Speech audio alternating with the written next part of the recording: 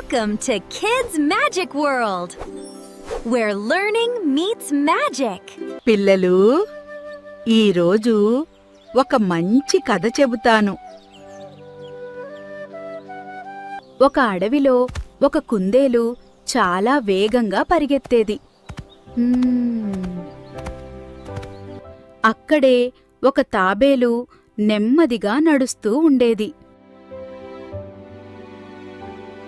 ఒకరోజు కుందేలు తాబేలును చూసి ఎగతాళి చేసింది.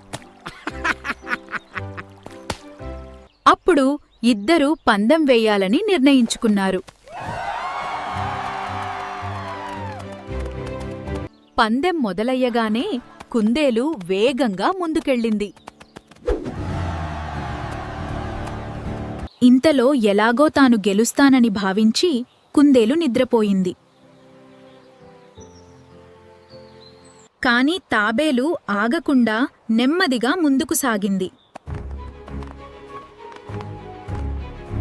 ఇంతలో నిద్రలేచిన కుందేలు తాబేలు ముందుకు వెళ్ళిందని చూసి ఆశ్చర్యపోయింది.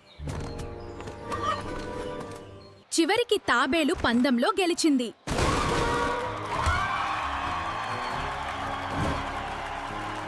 పిల్లలు, నెమ్మదిగా అయినా ఆగకుండా చేస్తే విజయం సాధిస్తాం.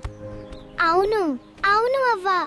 అందుకే ఎప్పుడూ ప్రయత్నం ఆపకూడదు. అవును బామ్మ. అవును.